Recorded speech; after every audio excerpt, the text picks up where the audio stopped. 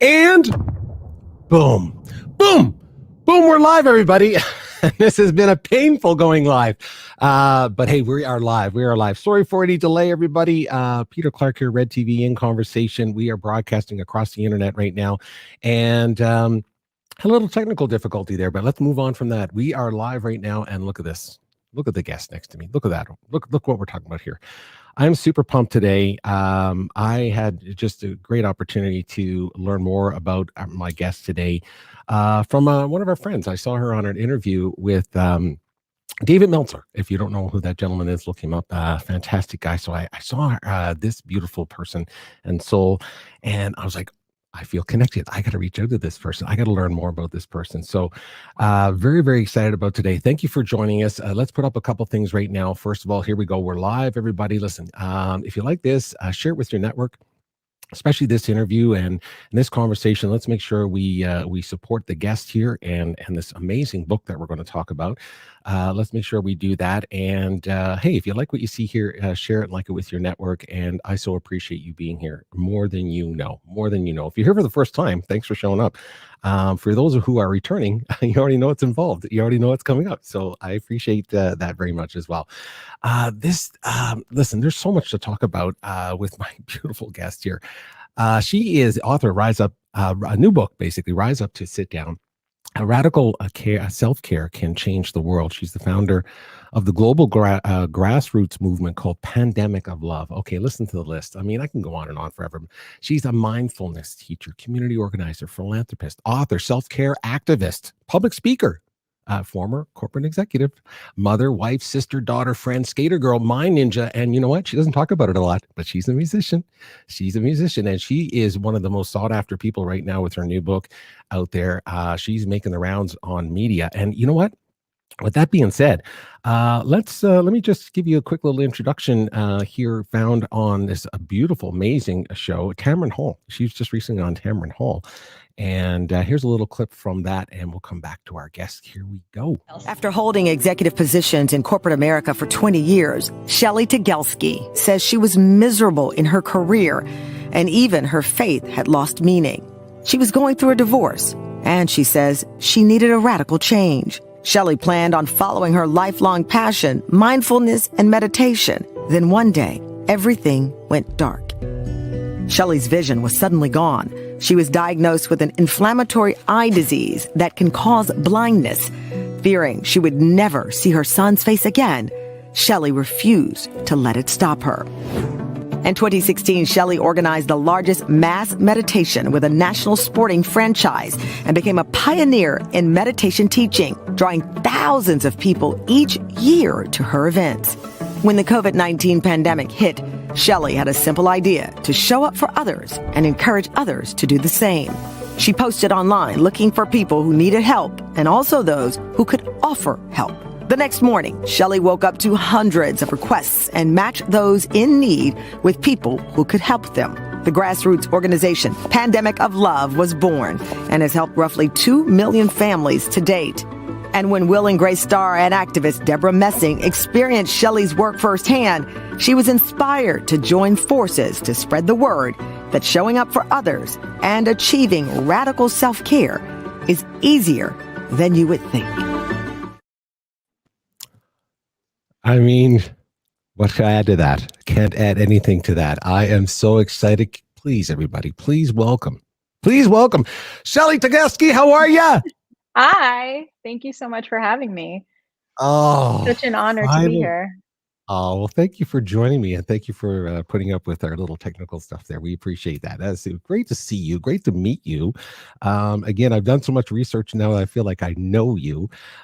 So I think this is going to be a fun conversation. And hey, you're making the rounds on media. I'm just seeing you're all over the place. You must be pretty excited with that. I mean, I just see the people that are resonating with your book and resonating with your message. That's very inspiring. Are you surprised by that? Um, it is humbling for sure, especially when it's individuals who I've admired for such a long time. People like, Maria Shriver, whose work has really inspired and informed a lot of the things that I do. And Deborah, who's been, who was mentioned in the little clip earlier, she has been an activist for years and has shown up in such big ways. And so, yeah, it is humbling, but I also think that it's a testament to how when we're sort of true to ourselves and when we're able to really lean into these universal truths, right? These moral obligations that we have to humanity. It's it's interesting how people who have the same sort of universal truths just gravitate towards each other. There's this beautiful magnetic pull that brings us all together. So I'm not surprised by it because I kind of believe in the physics of the universe and how that kind of works and how people attract other like beings, the way that you and I met, right? The way Right? that reached out and here we are, right? So sort of our vibrations are the same. We resonate on the same wavelength. And so it's not surprising in that sense. It's just, I think more than anything, just humbling. Yeah, great word. I use humility. I agree with that, and I sense that from everything I've seen and read about you so far. Hey, listen, I got to ask you, of course, Jason, Liam, everyone okay? You, your family, that's the most important thing. Everyone healthy? Everyone okay? We've been going through a lot of crap lately, to be honest with you. Okay. Um, yeah, my husband, broke his ulna and radio, which is essentially like right below the wrist, and he's a guitar player. It's on the left wrist, and he's a righty. So he broke it skateboarding. We love to skateboard. That's one of our family pastimes. Yes. And so yeah, he broke that. Had like a plate and 11 pins put in July. Now needs another round of surgery, unfortunately, and that's going to happen December 1st. And then I have eye surgery this week.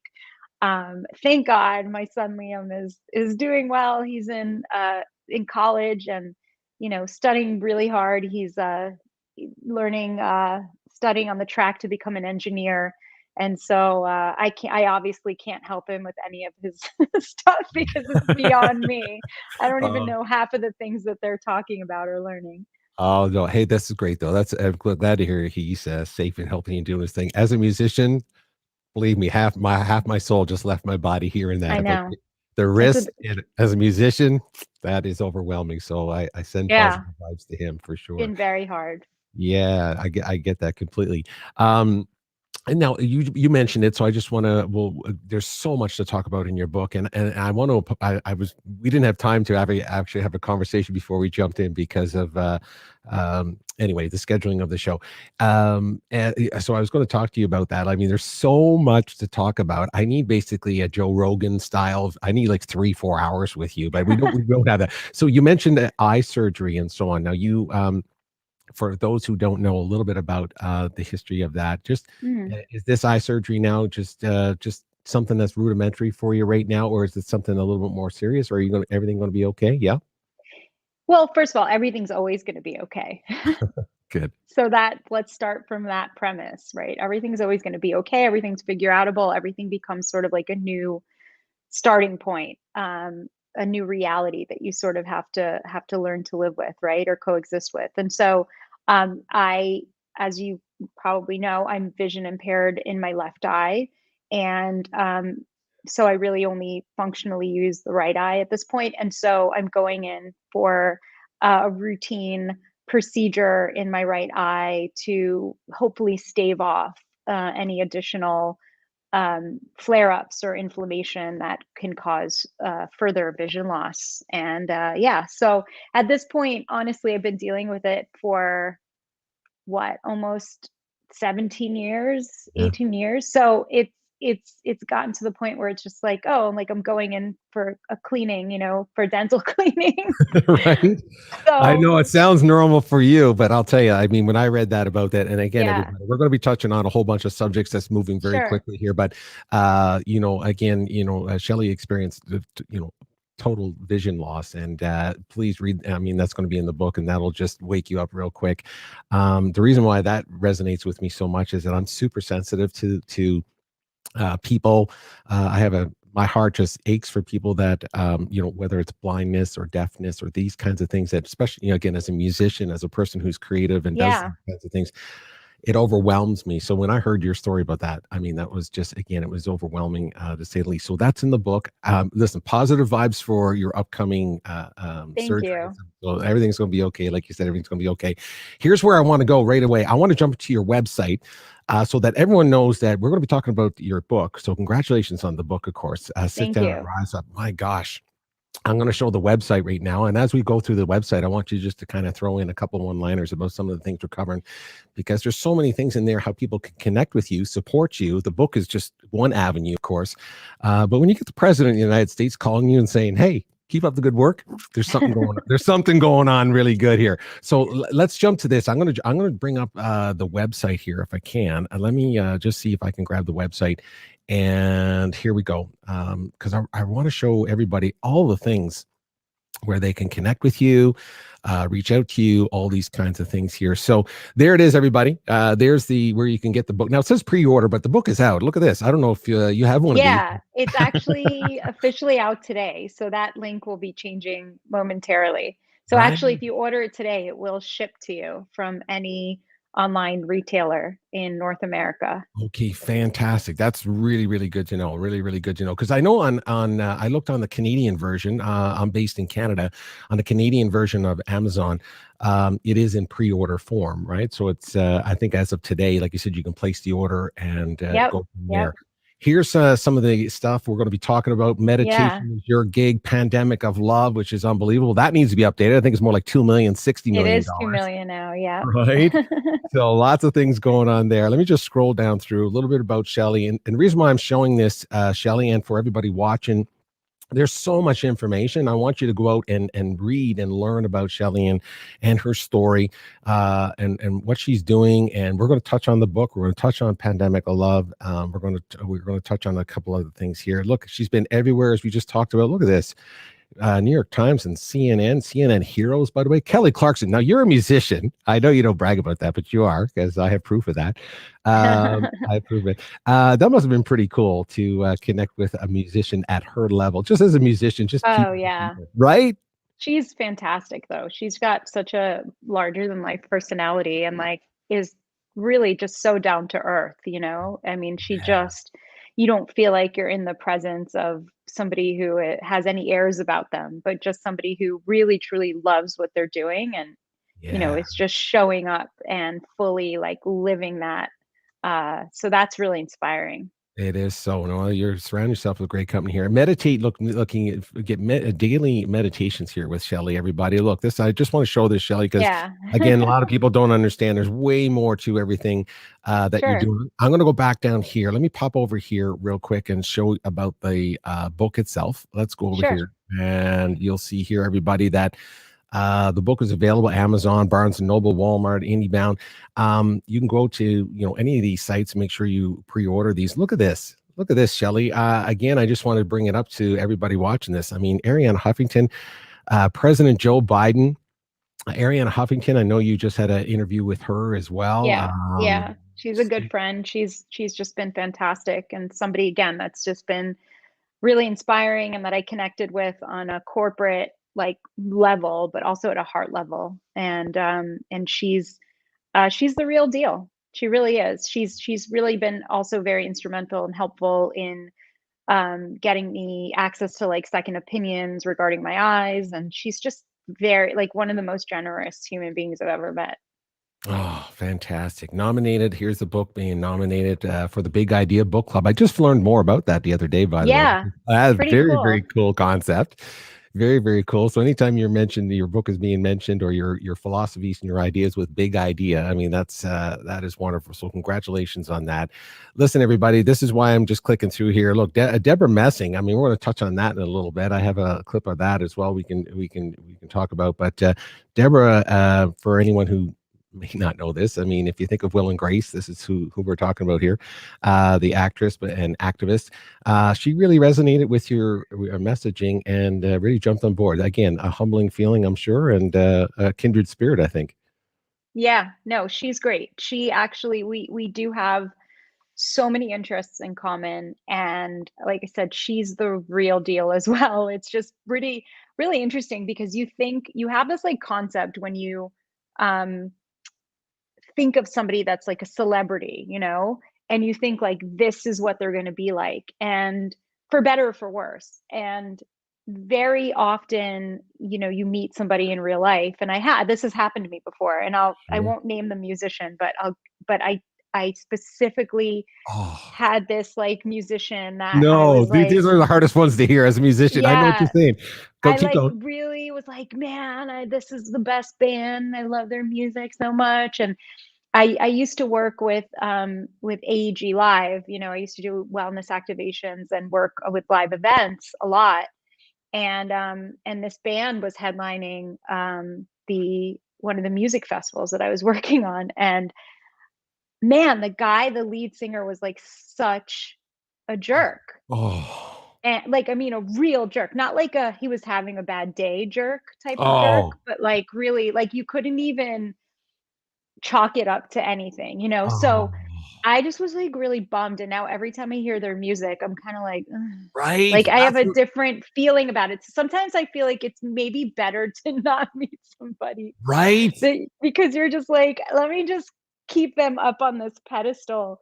That is Um, exactly how I feel. I totally resonate with that. That's why I'm laughing. I'm just saying, I always say, we were just talking about Springsteen the other day. I'm a big Springsteen fan. And the same yeah, thing. I love the guy.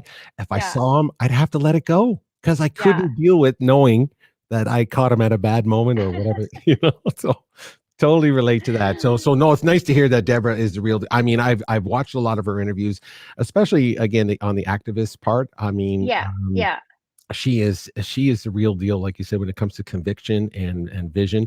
And obviously she connected so much with you with not just your book but Pandemic of Love as well, which we're going to talk about as we keep moving forward here, everybody. So I wanted to show the website there. I want everyone to go out. I want everyone to see, there's so many things that you have courses on there. You have mhm, there's audio that people can download and connect with, yeah, mhm, meditations. And again, that's your background. A lot of it has to do with meditation. I mean, it started with meditation and the story behind that. So here, I'm going to remove that for now. Yeah, it started with meditation, and I find that's fascinating because I mean, you grew this from like 10 or 12 people to like thousands yeah, of people that joined you and so on. So I wanted to learn more about that, and I'll sure, share more about why I'm so passionate about interested in learning about meditation because yeah. I don't know how to do this. So I know you heard this before. This is why I'm going to run. So stay with me on here. I found something that you talked about on meditation. So let me just run this little clip, and we'll come back and you share with me and Sure. about this. Check this out, everybody. Shelly on meditation here. When people oftentimes tell me, I can't meditate because my brain is too active, I can't stop thinking, I can't sit still, I usually tell them two things. The first thing I tell them is that quieting your mind, not thinking, is not the purpose of meditation. And the second thing that I tell them is that there is no right or wrong way to meditate. What I also want to say is that I oftentimes describe myself as an unlikely meditator. I've been quoted saying that, and I'm happy to report that anybody can meditate. The point of the matter is that meditation is for everyone, and it has to be a central part of that excavation in that inner journey. And there you have it right there. So let's talk Mhm. about that. Let's unpack that a Sure. little bit. Let's talk about, if you can, I mean, first of Yeah. all, You just described me in that. That's why I had to show you. Everything in there is me. I say my brain is too busy. I don't, Yeah. and I never heard it the way you described it. So I appreciate hearing that. Talk to us about meditation and the power of meditation, and then maybe, Yeah. and then how does it relate to the radical self-care that we talk about inside the book? Sure. Let's start with the power of meditation. Talk to us about that.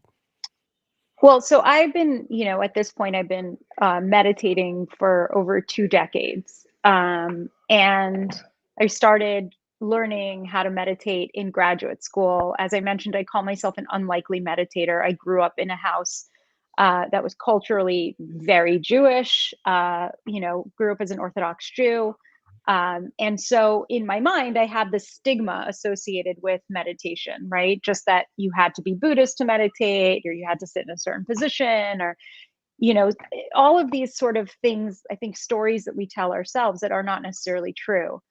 And I basically got to this point where, I realized that I could hold two truths in duality from the Mm. cultural perspective. Like you could be a meditator and also be all of these other things. So I had to sort of get past that first. That was like my entry point, if you will. The other thing is that a lot of people have what we call monkey mind, which means like your thoughts are just swinging from branch to branch in your brain, right? Constantly. Everybody has that. The average human being has anywhere between 60 to 80,000 thoughts a day, and 80% of those thoughts are repetitive thoughts. Oh, your screen is frozen. So stand by, everybody. Screen is frozen. In a perfect position for talking, by the way, everybody. That's okay. If that's the case, we don't panic around here. This is live internet, everybody. This is what happens.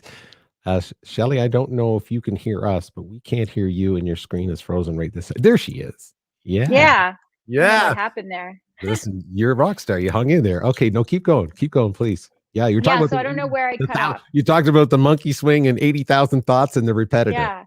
Yeah. Yeah, so basically, right. You see, we have 80% of our 80,000-ish thoughts a day are repetitive. We're expending this energy unnecessarily. And, people think that the point of meditation is to eradicate our thoughts, to get rid of our thoughts completely.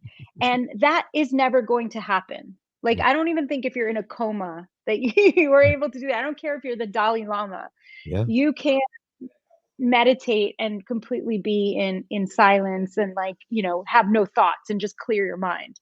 The point of meditation is to learn to coexist with those thoughts and to not physiologically always feel like we have to be like a Labrador chasing a tennis ball, Mm. right? Or a squirrel.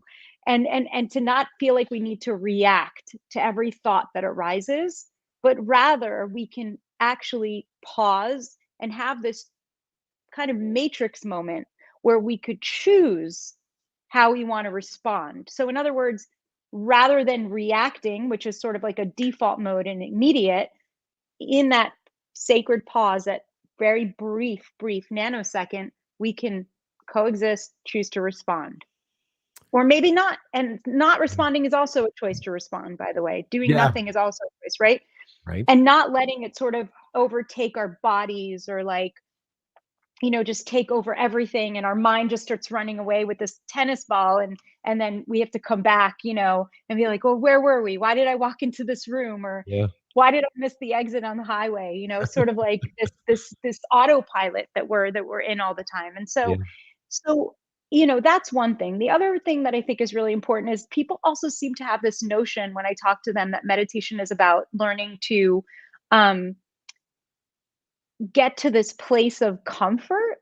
Like we have to be comfortable with ourselves, or more comfortable with Is content a our right word? thoughts. Content is that a No, right? so No. for me, meditation is sometimes very uncomfortable, Mm. and it's about the discovery of, and I use the word excavation, right, in that little clip that you showed. It's like excavating the discomfort that exists, and learning to sit with that discomfort. Yeah. Learning to sit with discomfort, which we as human beings do not like to do. We think that, there are bad emotions and there are no bad emotions. In fact, there are over 33,000 emotions that a human being can feel. And for some reason, people think like they're bad or good. Okay. And they're neither. They just are. They're emotions. They're on our spectrum of being human. And so in order to fully feel into this humanity that we've been gifted with, we have to be willing to feel everything, not just like compartmentalize and say, well, this is good and this is bad and this is positive and this is negative. And it's one of the reasons that I'm like so against this like toxic positivity culture that we're in, where people are like good vibes only, you know, you can only be happy. And I'm like, but then you're not being human. Like you can't always have good vibes. Sometimes life sucks. You know, sometimes things are hard. And if you can lean into that and you learn how to actually sit with the discomfort and not let it swallow you, then you can actually come out on the other side and come out really stronger, you know? Yeah, that's that radical self-care we're going to jump into. Talk to me about that a little bit. Talk about how this meditation relates to that radical self-care. You know, because this is a very powerful message in your book. And obviously, this is your foundation of where you come from. So those two worlds are coming together. Talk a little bit about meditation and how it relates to that concept you just described there of radical self-care that's in the book. Yeah. So radical self-care is this kind of reclamation of the term self-care that I feel has been hijacked by the industrial wellness complex that we're living in. In this very capitalistic westernized culture, we've taken the roots of self-care, which were born in communities that needed to survive. I'm not even talking about thriving at this point, just communities that needed to survive, that were underserved, underprivileged, and have access to basic human rights, and still don't in many cases, right? That self-care was an act of survival, it was an act of self-preservation. And so it's this hearkening to let's get back to the roots of self-care. And let's stop thinking of the self as the individual, this I, this me, that is just in this physical body. Because really the self, and I'm not saying this in a woo-woo type of a way, but the self extends far beyond this, right? It extends to every single thing that I put out into the universe, every word that I speak, every action that I take. You know, we're recording something now that somebody may not watch for a few weeks from now, and they'll watch it and it'll resonate with them then. And you and I will be doing something completely different in the world, right? So there's like an example, just one tiny little example. A lot of times we, you know, maybe in life you've had people who've come up to you and said, hey, remember when you did that thing for me, or you said that thing, it meant so much. And you might be like, I don't even remember saying that, you know? But it just shows you how even a small act of kindness can really create these like ripples and create shifts for people in their lives. And so radical self-care means that we are essentially reclaiming the roots of it, and we're going to cease understanding and defining the word self as an individualistic component, but rather self-care is a communal. It has to be communal, a communal effort in order for it to actually be efficient, for it to be effective, for it to be successful. And lastly, what I'll close with is to say that the premise of the book itself is really, I could boil it down to one sentence, which is that the best version of the world has to start with the best version of ourselves. Okay, hold that thought. Hold that thought. You're so good at this. This is why I see why all the media outlets are all over what you do. That was a great segue. And a reason why I say it's a great segue, because a good friend of yours, Arianna Huffington, I saw you have a great conversation with her. I want to play a clip from that real quick to show people that this is the real deal. She's out there having great conversations with some very influential people. But here's a little snippet from that conversation you had. I think it was on Instagram, and we'll come back and I'll address that, just what you just said. But that is the crux of where I wanted to go. So thank you for that. And here, let's have a quick peek at this. Well, you know, the premise of the book really is that the best version of the world starts with the best version of ourselves. So we essentially have a responsibility, I would even go so far as to say a moral obligation, to take care of ourselves so that we can do the single most important thing we need to do in this life. And I describe that as something pretty simple: showing up. To show up for others, show up for ourselves, show up for our community, but to really wholly show up as the most, healed version in this moment that we can be of ourselves. And that ultimately leads us to the best version of the world. Wow. See, hey, that was a great little segue. Great little segue you did for me there. I appreciate that. Great conversation you had with Arianna. I hope everyone goes out to Instagram and check that out as well. But let's expand on that. I mean, it is a beautiful sentence to remind that, we're always looking outside for everything to change and be different. And then maybe we'll be different. As opposed to what you're saying, that if we want to see, you have to basically see it from the inside first. Let's talk about that concept of showing up. I love that. It's in the intro of your book.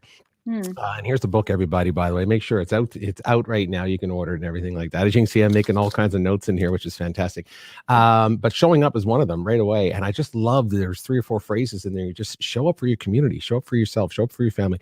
Talk to us about that. And then, and again, why it's so important as it relates to radical self-care and the things we're talking about. Yeah. So, I think we discount this concept that seems fairly simple. And in the introduction of the book, I say it's like really the most important thing we can do in our lives is to show up. Like, that's the secret to life. That's how I frame it. And it's the truth, because I think that oftentimes, so many of us are either stuck in this sort of proverbial hamster wheel, or we're really like standing at the precipice and we're like afraid to just move. We're in this like fight, flight, freeze mode all the time when it comes to our own lives, when it comes to the daunting problems of the world. And we think like, well, I'm one person, like, what can I do? So I'm going to do nothing. And we discount the immeasurable impact that we can have in our circle of influence, and how that circle of influence really is like a ripple in a pond, and it just continues to expand out and create, ripples that are far reaching beyond what we can even imagine. And so there's this beautiful Buddhist proverb that says, tend to the area of the garden that you can reach. I think that if we focus on our own gardens, if we stop focusing on the whole forest, if we stop focusing on our neighbor's garden and say like, look at his garden, how come he hasn't taken care of that, Right. And we instead look at our own sort of garden, the area that we could reach and what we can impact. So we can boil things down. Like, you look at daunting problems like racism or climate change, right? And you think, that's too big of a problem, I can't solve that. But if you actually just frame it in this from this lens, and sort of maybe, narrow the aperture just a little bit and say, okay, but if I tended to it in my own garden, which is my own community, my own family, my own neighborhood, my kids' school, what have you, what would that look like?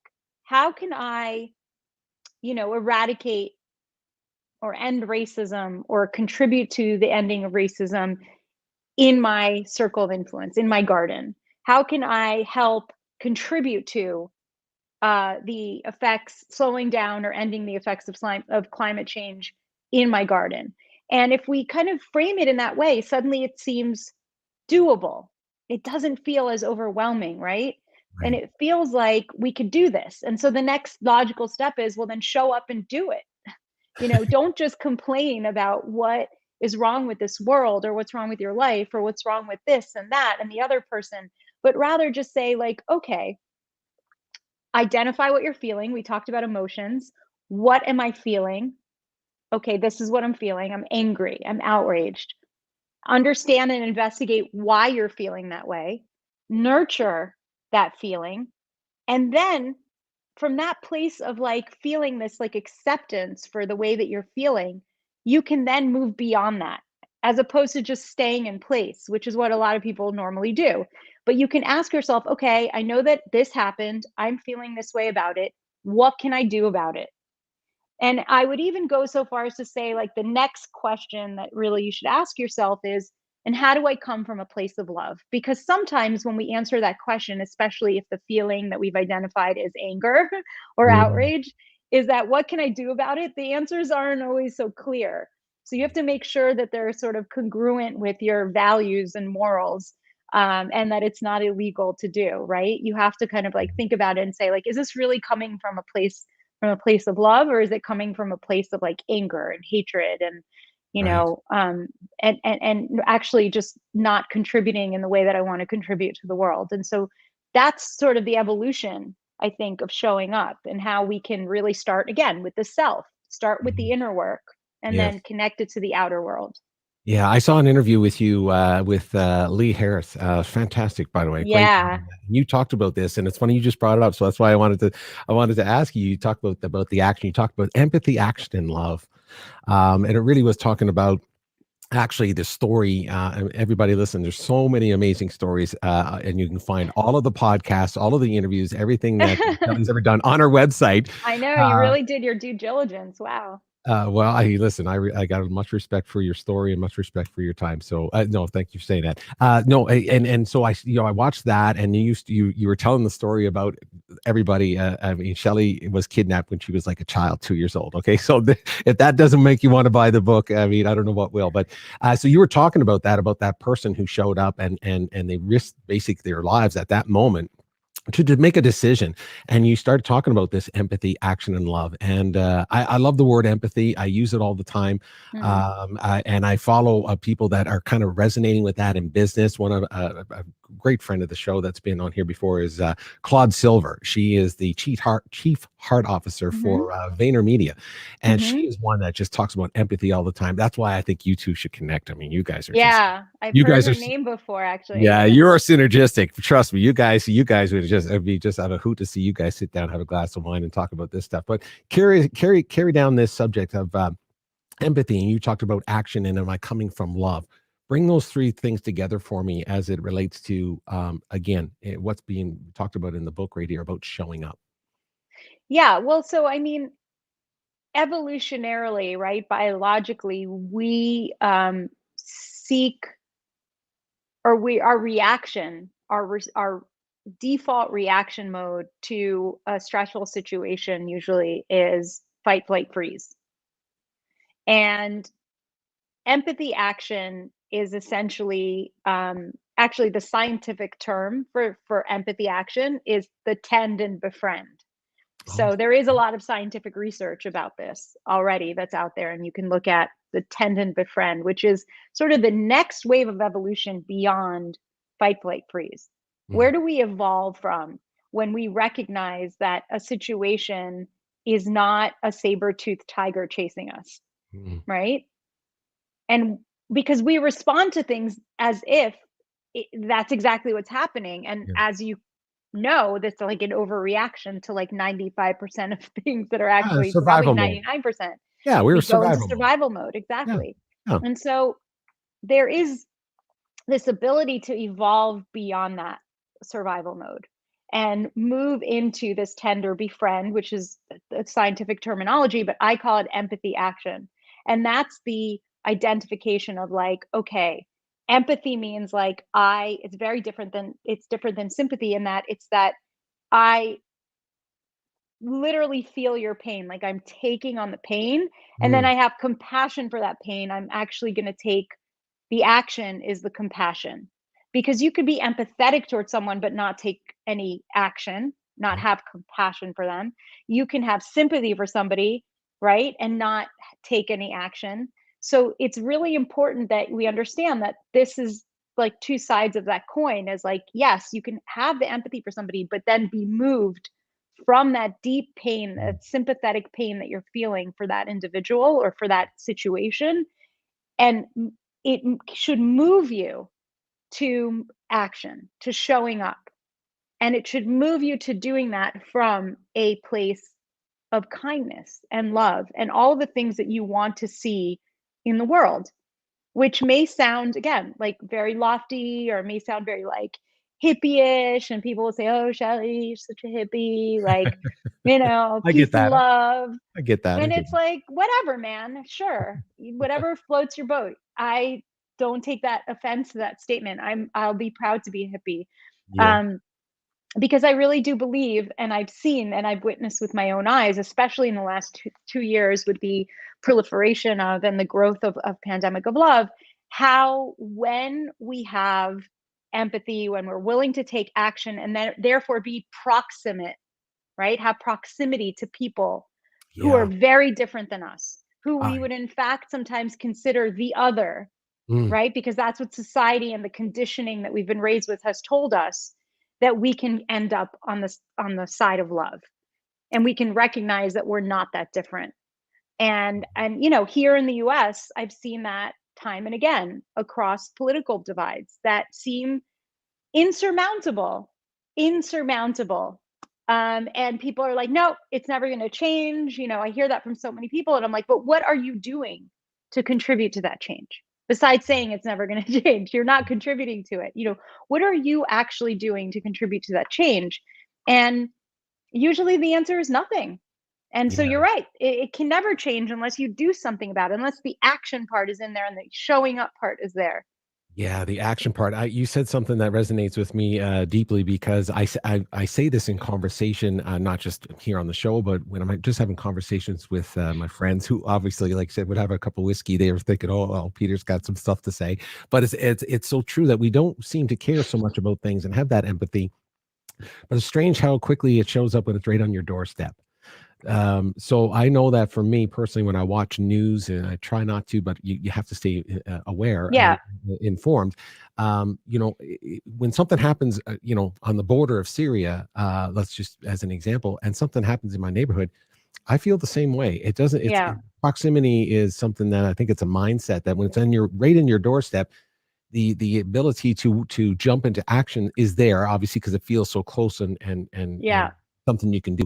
When it's on the other side of the world, we feel, as you said earlier, we feel, what can I do? I'm so small. I'm just one person. What can I do? Right. That's probably why it's hard for people to show up. Would you say, is that one of the reasons why people don't show up these days?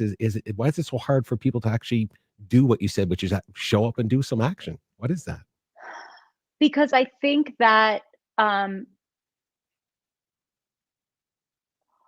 well, there's a lot of reasons. The first reason I think is that people feel like in order to have an influence in the world, we have to be an influence Mhm. or an influencer, and that we have to have some sort of like a platform or sort of this right to speak.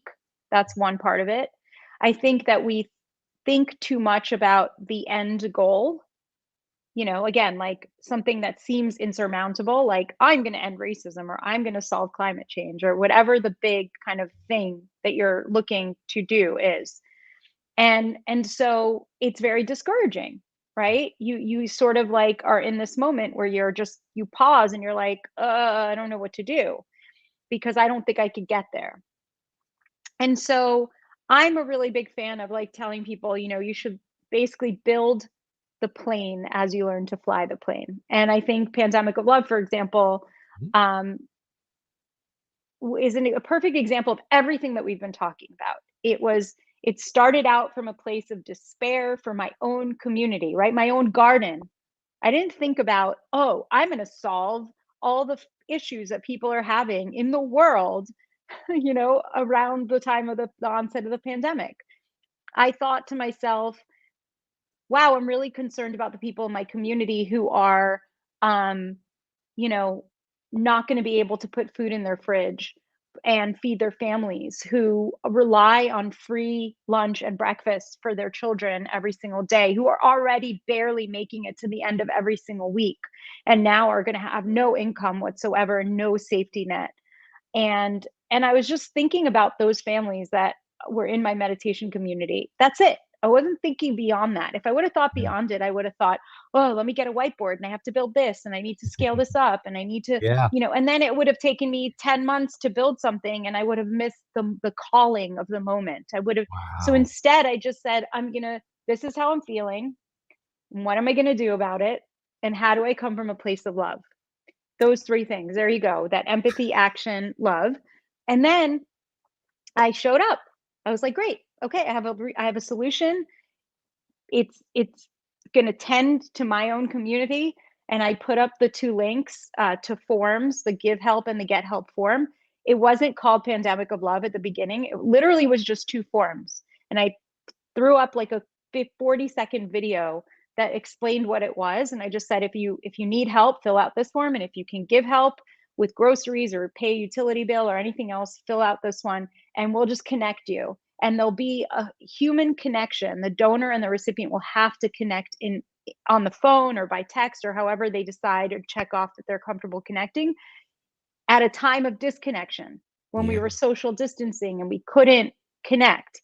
And so many people who had enough and wanted to be donors were in a position where they were looking to me and my community saying like, what can we do? You know, we can't go volunteer at a food bank. We can't do this. We can't do that because everything's shut down.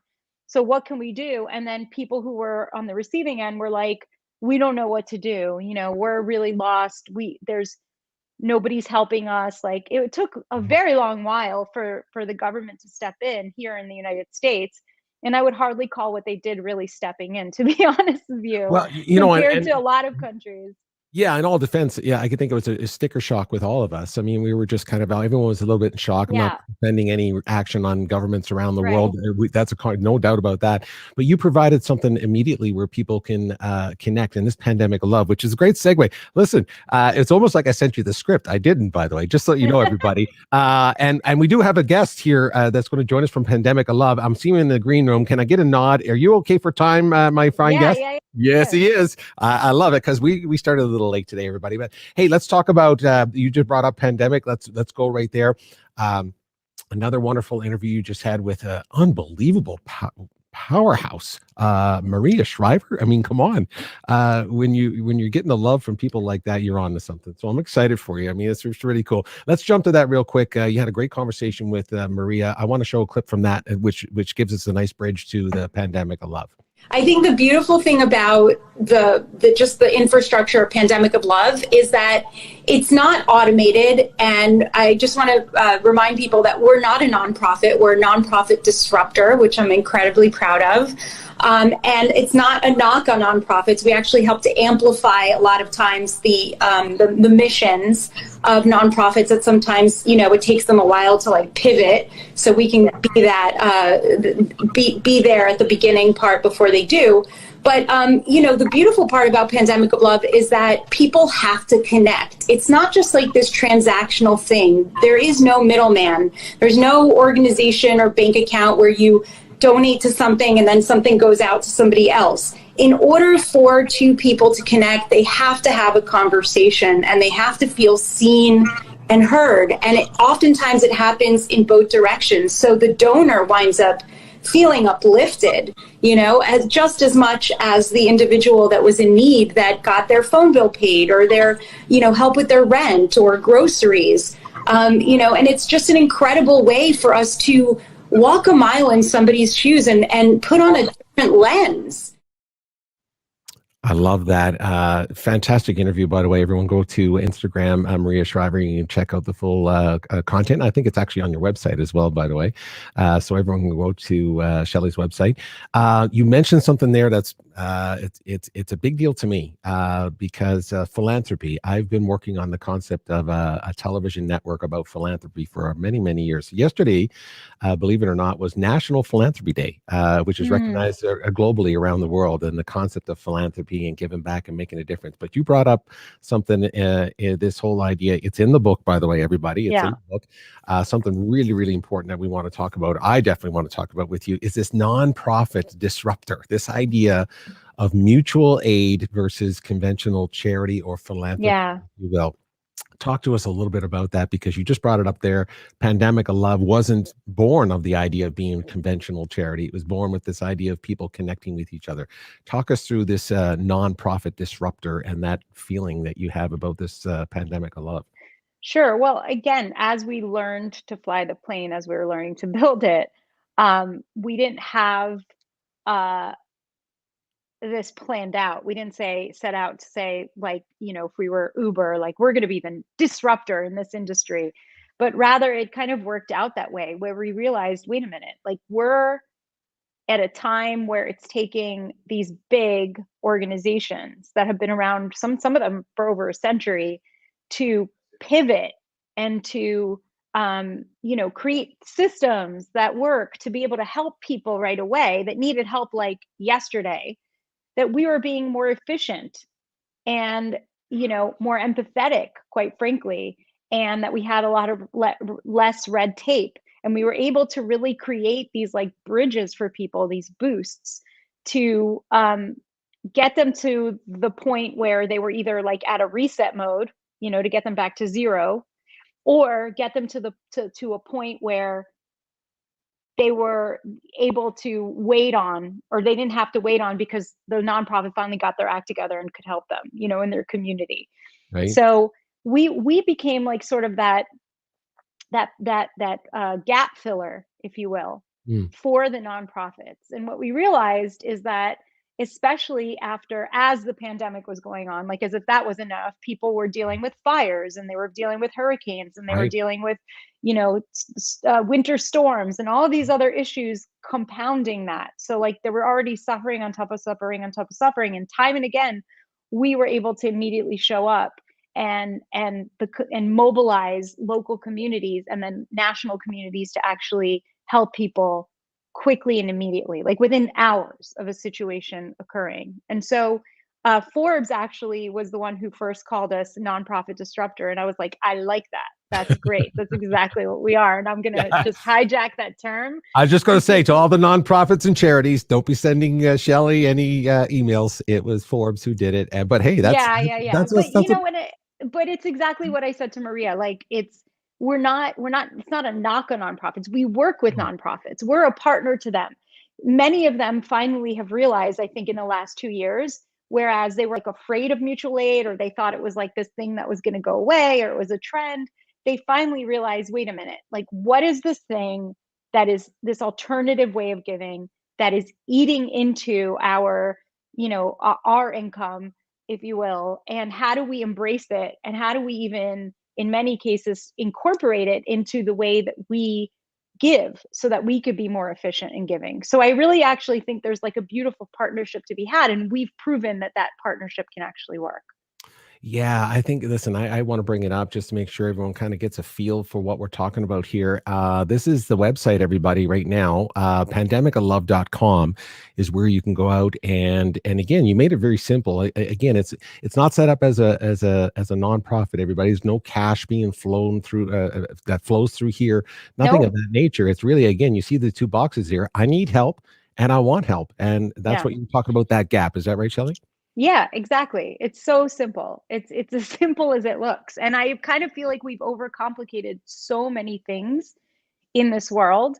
And I think that mutual aid just takes us back to a simpler time, of like a time of our grandparents and their parents and their parents and their parents, where, people in communities just showed up for each other. They knew each other. They knew their neighbors. They knew what they were going through, and they felt this social responsibility to create safety nets. And we've sort of gotten away from, with the Industrial Revolution and moving away from organized religion, and also moving into the technological revolution, we've sort of moved away from that social fabric that existed. And I think that Pandemic of Love is showing that, like, we really do need each other, that just like in the animal kingdom, which we're a part of, when you look at different ecosystems, species need each other, not just to survive, but to thrive.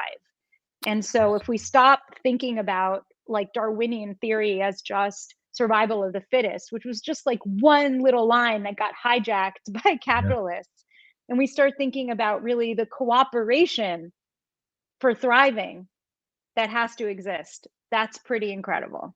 It is incredible. And again, it's a credible group of people that you've brought together here. I hope my guest is listening to us right now, because he's coming on in a second here. Like you've put together a tremendous group of advisors and people that jumped on it and saw it for what it is. And again, that idea of back in the day, as you said, that back in the day, everyone kind of knew what was going on, and wanted to help each other. And I guess one of these people, this guy, showed up for you, and I'm going to bring him on now. He's so patient. He's been so patient waiting here to join us here. Let's bring this good-looking fellow together right here. Jay, now, I saw many people say your name multiple times. Rosenzweig. You got it. You nailed it, which is quite amazing. Yeah. Good to see you, my friend. Good to appreciate it. Hey, Shelly, how are you? Hi, good to see you. I've been enjoying the conversation. So no patience was required. It's been an incredible conversation. And when I think of Shelly, I think of a saying: "What we do for ourselves dies with us, but what we do for others in the world remains and is immortal." So Shelly really is immortal many times over. But what I could tell you all is she's just beginning. She's just warming up, and I'm just so inspired by her and happy to support any of her endeavors, whether it's the book or Pandemic of Love and all the other great things that she spreads throughout the world. Aw, Oh, that's Shelly, so what do you? sweet. That's Wow. that's a pretty big shout out right there. Jay, I Yeah. just wanted to ask you, because you're listed there as board of with the advisors and so on. I've read a little bit about you. I got to learn more about you, my friend. I was like Definitely. Jay this needs guy his is own show. busy. You are making you're changing the world out there, my friend. So Thank I'm you. excited to learn more about what you're doing. Just tell us a little bit, why that connection was so strong with Shelly. And I see the book in the background back there. Maybe you can comment and bridge Pandemic of Love back to the book as well. But what was that first that first instinct to say, I really need to reach out to this person, and this resonates with me? Well, look, Shelly has an incredible combination of heart and mind. And those are the kinds of people that I gravitate most towards. And anyone who's willing to give of themselves unconditionally is an instant friend of mine. So Shelly and I hit it off really quite immediately when I heard about the concept of Pandemic of Love. I'm like, well, here I am. Anything I can do to help. But it's all interconnected, as the two of you have been saying during the conversation.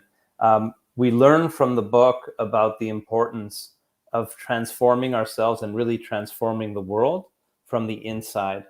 And in my view, that's probably the most important conversation we can have, because if every single individual in the world realizes that, then we'd have a much more peaceful world, Yeah. a much less tribal world.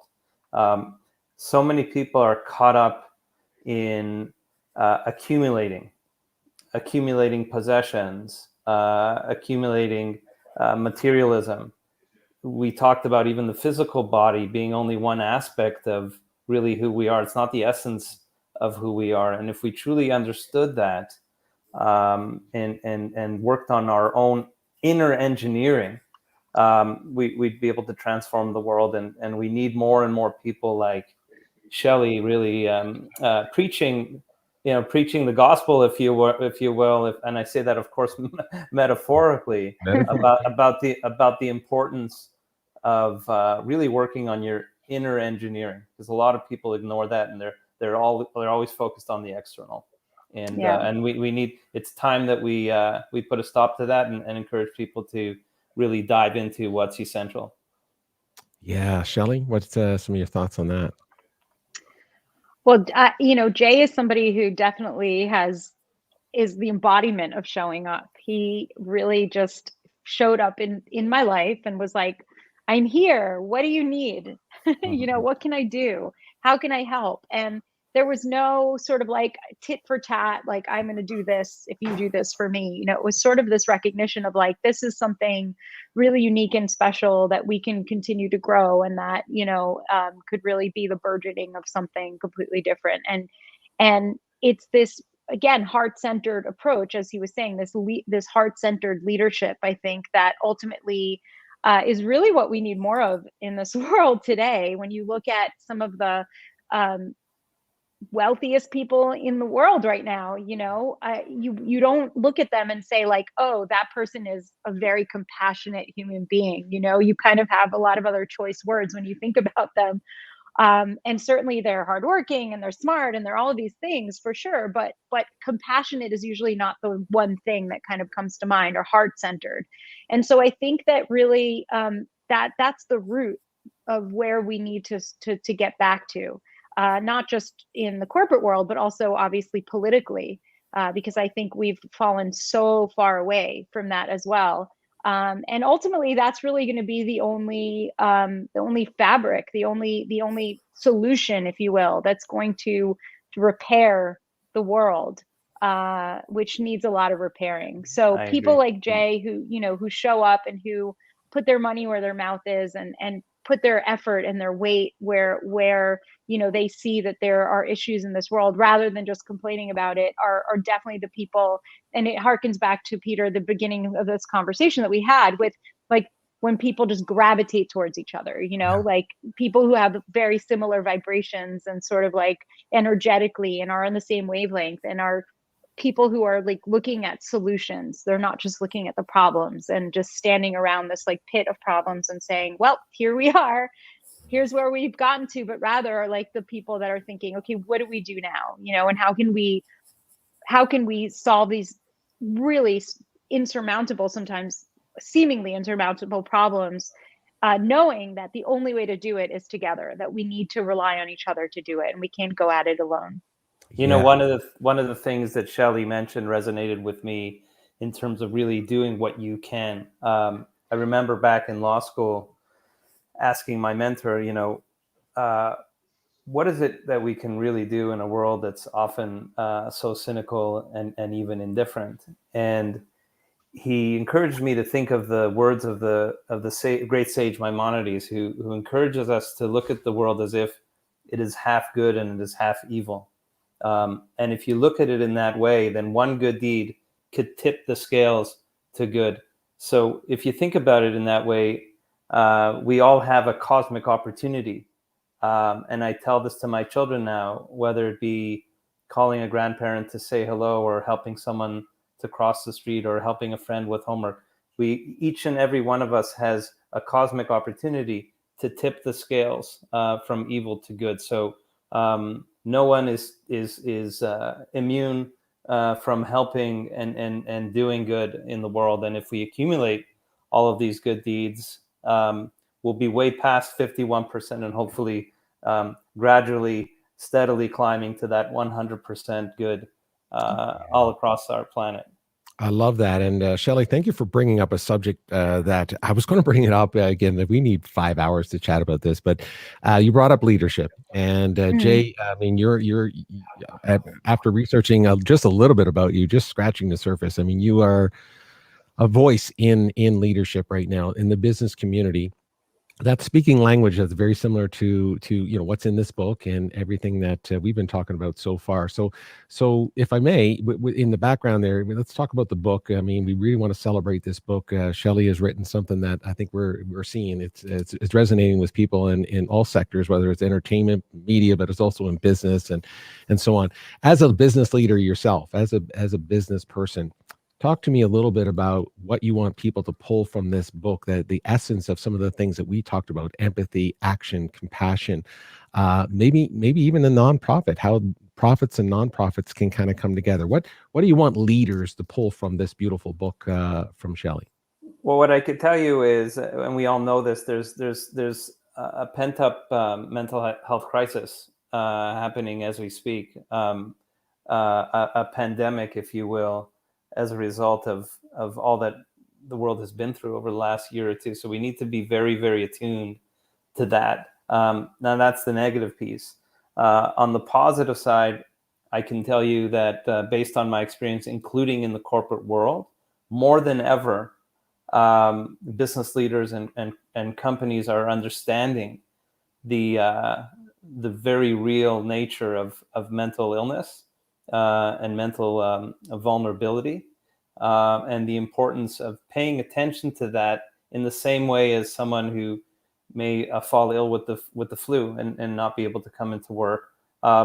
So I'm actually working with corporations right now and bringing leaders to the table who have expertise in this area to speak to boards of directors and CEOs of companies, as well as the broader team within companies, to understand it, to recognize it, to not be afraid to put your hand up and to say to the person you're reporting into, I'm having a bad day. I may need to stay home today. I'll do the best I can to get the essential work done. But the good news is wellness is being brought to the forefront of organizations, and I see this trend is continuing. And I can tell you, certainly from my point of view, being in a business leadership position, I'm going to be pushing this in a very, very broad way throughout the business world.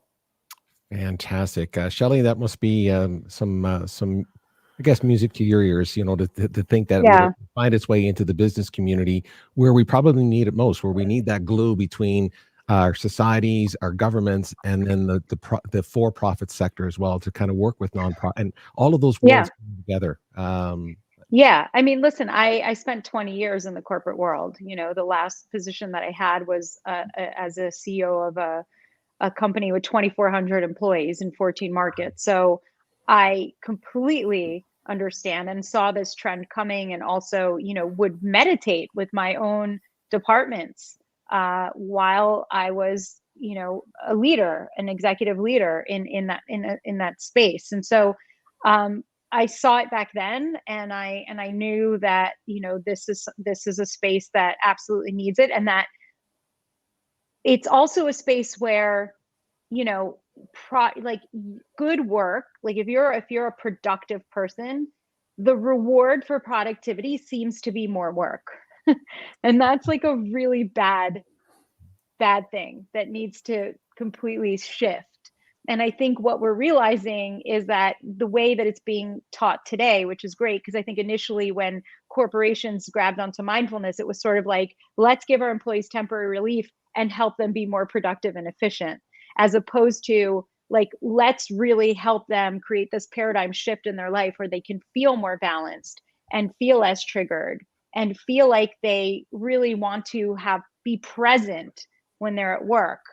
Because you could be physically present, but your mind could be somewhere completely different. And so corporations are starting to realize that. And it just goes back to the simple notion of happy employees or productive employees. And so I think somewhere along the line, and maybe it was like in the 80s or something, with the rise of the yuppies, we sort of got away from that, I guess. I don't know.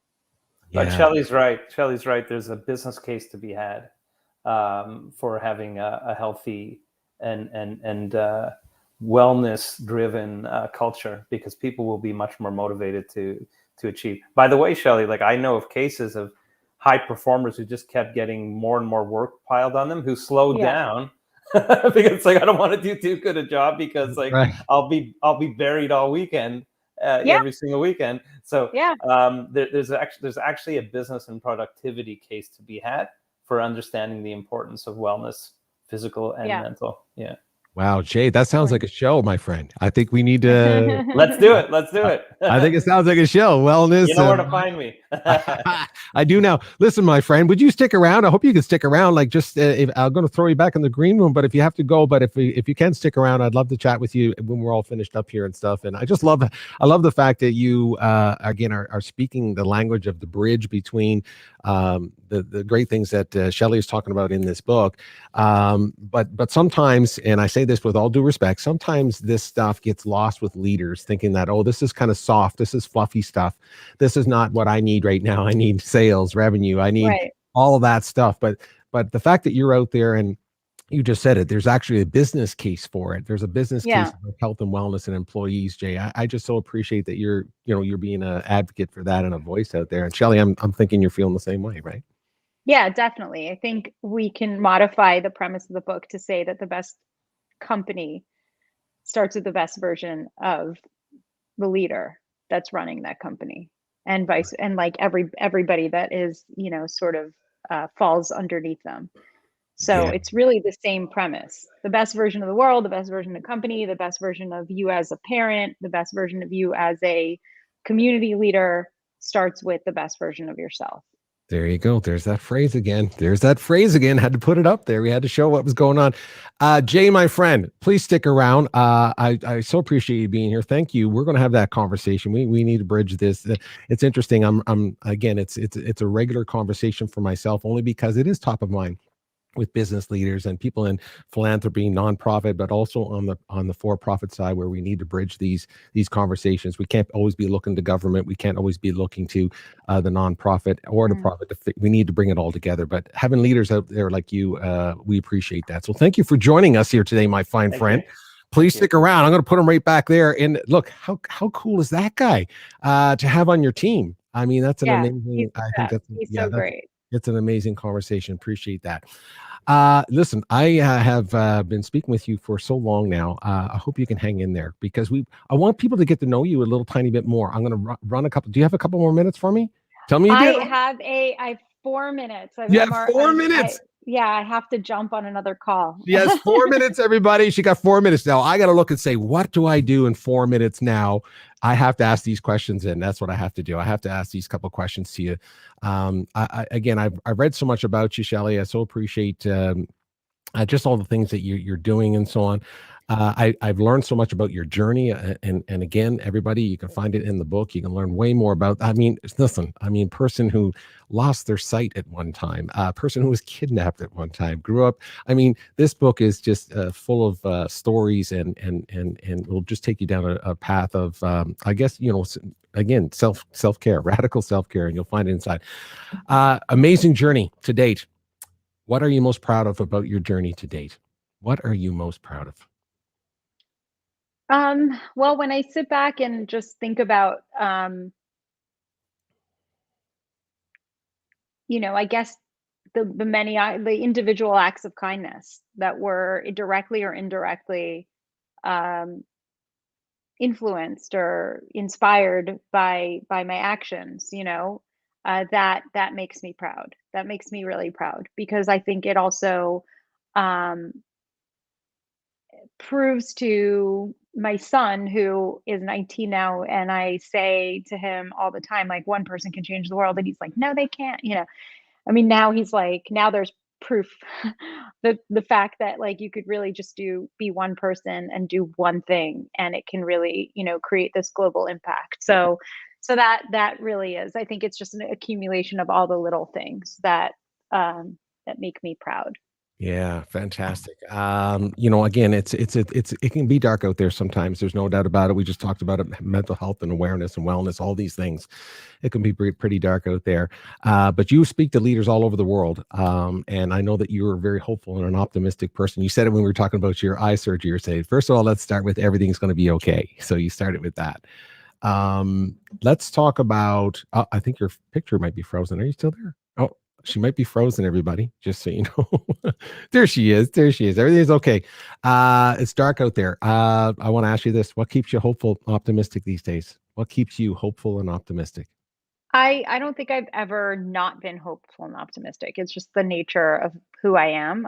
People always ask me, like, has this restored your faith in humanity? And my response is, I've never lost faith in humanity. So it didn't need to be restored. I believe in, I believe that most people on this planet are kind and good, and that the pendulum always will swing in that direction eventually. Absolutely agree with you. Fantastic. Now, we never had a chance to play my favorite game is this or that. So I'm going to give you 2 questions. I know you got to go. I normally just do this or that just so that people can get to know you better. Sure. I want them to get to know so they can buy your book and to be excited about it. I want to learn more about this person. So I can't go through all the list because you haven't got time to go through the list. But let me throw up 3 questions for you really, really quick. A day with Tony Hawk talking skateboarding, or a day with Michelle Obama talking about self-care? That's so hard. Jeez, man. Probably Michelle Obama. Ooh, okay, I won't tell Tony. I know how you're a skater. I know it's a skate. That was a tough one for you. I understand that. How about this one? Hope or freedom? Hope, because there's freedom and hope. Finish this sentence for me, my fine friend. Finish this. I love my life because... I love my life because it's enriched by so many beautiful people and experiences on a daily basis. Fantastic. Boom. And there it is. Right there, everybody. Right there. Shelly Tygielski. Tygielski. I keep saying it. Listen, I just love that name. Tygielski. I've heard people say that a couple different ways. So I just want to be sure. Yeah, you're saying it the right way. Well, I appreciate that. Such a pleasure to meet you. I knew this was going to be a great conversation. I know you got to jump to another call. Thank you for all that you're doing. Thank you. Thanks for your time. We had a lot of fun. We covered a lot of ground. We will make sure we get all the information out there about your book and where people can find it, all that kind of stuff. And there's how you can reach everybody. Reach Shelly thank you for being on the show. Thank you. Hey, Thank you so much. We'll do it again. We'll find out some more reasons to connect. I don't know. We're just going to connect some people with you. That's for sure. We're going to get and get those books sold. This is the book, everybody. Make sure you get out there. Order yours right now. 𝗟𝗏𝗃𝗲𝗏𝗏.com. That's where you can go. That's probably the safest place you can find it. I'm going to finish off with a video. I know that you got to jump. I'm going to finish off with a video out You there. got Hope it. you're kind out there. Everybody, hey, we always say it at the end of every show, Shelly. Just be kind out there, everybody. Just be Totally. kind. That's all we need to do. Totally. Take care, everybody. Bye, Shelly. Bye. Cheers. So I found a new friend, and we traded a pen for this soccer ball. And I thought it was really nice because I just gave him the pen because he'd been helping me throughout the day to learn 𝗟𝗏𝗃𝗲𝗏. And he's a very smart boy, knows English very well. Very good English. Yes. So I gave him a pen, which they love pens. And 10-15 minutes later, he came back and gave me a ball for the trade. So I just thought that was really, really cool because I didn't ask for it. So 𝗟𝗏𝗃𝗲𝗏. Yeah, pita. Yeah, so he gave me that. So I'm really, really happy about that. And I'll be bringing this back to Canada. And yeah, I thought it was awesome. He's a really, really, really clever kid. He's going to be an English teacher. Professor. Yeah. That's it. Thank you.